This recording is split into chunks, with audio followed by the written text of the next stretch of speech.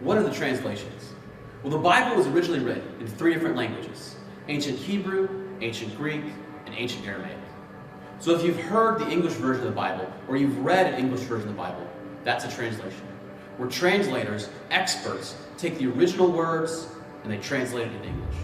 Now there are many different Bible translations in English. Many, many, many. But there's 3 main categories of them. There is word for word, thought for thought, paraphrase. Word for word Bibles are like the New American Standard Bible, the NASB, or the King James Version, the KJV, or the NKJV, the New King James Version. These Bibles aim to be an exact word-for-word translation in the exact order that they were originally written. It aims to be exactly the same as it was. These Bibles are preferred by scholars and by many pastors. These Bibles are excellent at communicating the original truth. However, these Bibles are also harder to read. These Bibles are also a little more difficult. These Bibles also often use words and phrases that we don't normally use anymore. Now the next category of Bibles is thought for thought. These are Bibles like the NIV, the New International Version, or the NLT, the New Living Translation, or the ESV, the English Standard Version. These Bibles are translated thought for thought, which means they take the original language and they get a phrase and translate that phrase into English. They're not as concerned as word for word. They're not as concerned as getting everything exactly the way it was. They're more concerned with communicating the truth of the gospel in the original language into our language. Now these Bibles are much easier to read than the word for word Bibles. But these Bibles are also still a little difficult. There's also still a little bit of a learning curve. Which brings me to the 3rd category, paraphrase. Paraphrase Bibles aren't actually translations. Where normal translations take the original language and change it into English, paraphrase Bibles take an English translation and they put it in different words. They put it in words that are more common and more well used in our time. Now, paraphrase Bibles are usually written by one person or only a few people, whereas these Bibles were translated by a lot of more experts. Scholars usually don't like paraphrase Bibles because it's not exactly word for word or idea for idea. It's more trying to put it in today's English. It's more trying to put it in today's common themes.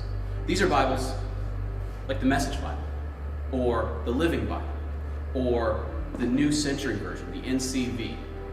People love and enjoy these Bibles because they're very easy to read. They're very common language, but they're not as scholarly.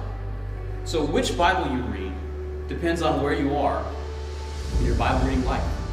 If you are brand new to the Bible, you have never read the Bible before, a paraphrase Bible can be really easy to read. If you're someone who's studied the Bible for years and years, who's lived in the Bible, the word for word can be easy to read. It's going to be something that matters to you, that's meaningful to you. So which Bible should you use?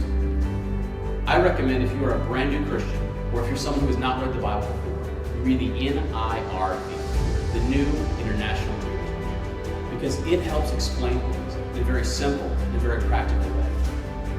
So I'm going to read the same verses in each category. I'm going to read Romans 12, verses 1 and 2. And I'm going to start off in the New American Standard Bible, the NASB. Romans 12, verses 1 and 2. Therefore, I urge you, brethren, by the mercies of God, to present your bodies as a living and holy sacrifice, acceptable to God, which is your spiritual act of worship. And do not be conformed to this world, but be transformed by the renewing of your mind, so that you may prove what the will of God is, which is good, acceptable, perfect.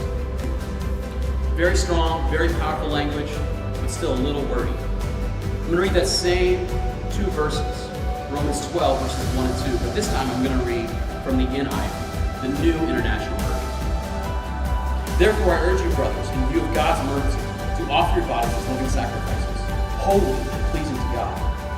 This is your spiritual act of worship. Do not conform any longer to the patterns of this world, but be transformed by the renewing of your mind. Then you will be able to test and approve what God's will is good, pleasing, perfect. A little less wordy, but still a little difficult, to be honest. And this is the message. Romans 12. So here's what I want you to do. God help you. Take your everyday, ordinary life. You're sleeping, you're eating, you're going to work, walking around life, and place it before God and God. Embracing what God does for you is the best thing you can do for Him. Don't become so well adjusted to your culture that you fit into it without even thinking. Instead, fix your attention on God, and you'll be changed from the inside out. Readily recognizing what He wants from you, and quickly responding to it.